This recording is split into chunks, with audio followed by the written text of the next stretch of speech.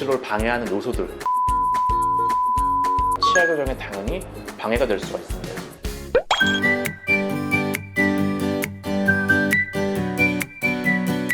오입니다.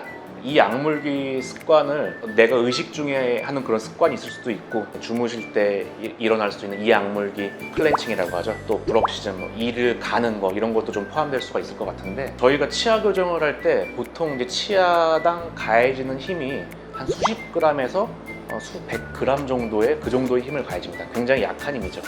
그런데 이런 일반적인 성인 남성분들 혹은 성인 여성분들의 교합력은 수십 kg 단위예요. 자기 몸무게에 조금 근접하거든요.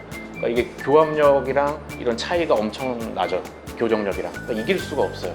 이게 무는 습관이 너무 이게 심한 경우 혹은 빈도가 너무 잦은 경우에는 치아 교정에 당연히 방해가 될 수가 있습니다. 치아 자체를 수직적인 이동하는데도 굉장히 방해가 될 수가 있고, 그리고 치아를 발치하고 당길 때, 수평 이동할 때도 굉장히 방해가 되는 경우도 많습니다. 이 약물기 습관이 좀 심하신 경우에는 일부러 부가적인 장치를 껴서 살짝 띄운 채로 진행을 하는 경우도 있고요. 드물지만 이런 뺐다 꼈다 한 장치 말고도 이런 어금니 표면에 블록 같은 걸 살짝 올려서 띄우고 진행을 하는 경우도 드물게 있습니다.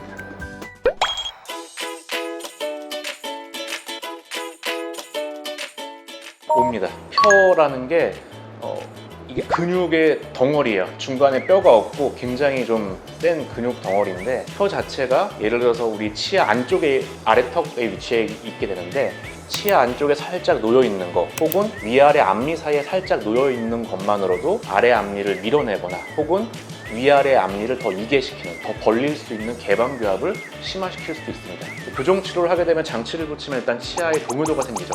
흔들흔들하게 되는데 부가적인 힘이 안에서 밀어주게 되면 당연히 더 벌어질 수가 있어요.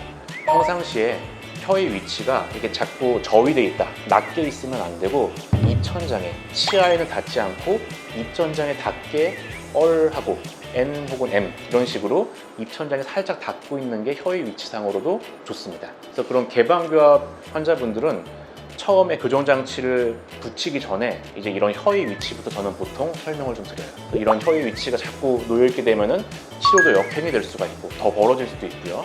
혹은 아래 앞니가 잘 안 당겨지거나 후방 이동이 안 되거나 이런 경우가 있기 때문에 혀의 위치도 굉장히 교정 치료할 때 중요한 겁니다.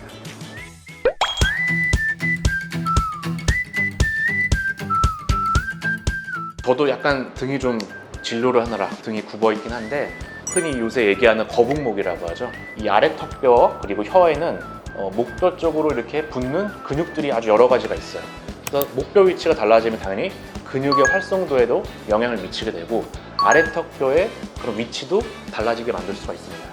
분명히 영향을 갈 수가 있고, 목이 구부러진다고 턱이 나오거나 들어오거나 이런 것보다는 교합 상태에 있어서 안정도에도 영향을 미치기 때문에 올바른 자세를 갖고 있는 게 교정 치료에도 사실 도움은 될 수가 있고, 제가 환자분들을 보다 보면 척추 측만증, 등 자체가 좀 많이 이렇게 휘신 분들이 비대칭 경향이 좀 심한 경우도 있습니다. 분명히 우리 골격계가 좀 연결이 돼 있기 때문에 이제 한 군데가 좀 틀어지면은 다른 부분에도 분명히 영향을 미치기도 하는 것 같습니다.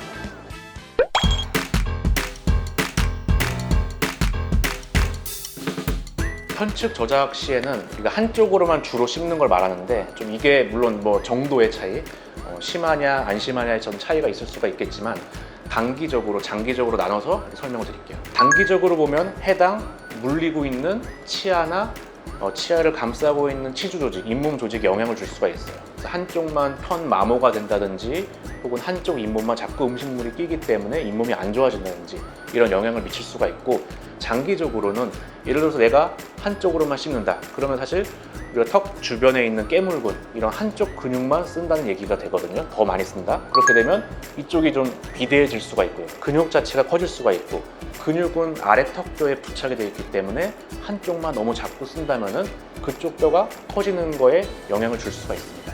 그래서 이런 편측 저작이 좀 성장기 때, 예를 들어서 어렸을 때 좀 심하다면은 이런 비대칭까지도 유발을 할 수가 있어요. 그리고 교정 치료할 때는 장치를 붙이고 철사를 넣는 중에 특히 초기 배열, 철사가 아주 얇을 때는 환자분들이 주로 너무 한쪽으로 씹는다 이러면은 와이어도 반대 방향으로 많이 돌아갈 수도 있습니다. 그래서 이런 교정 치료도 약간 영향을 주기도 합니다.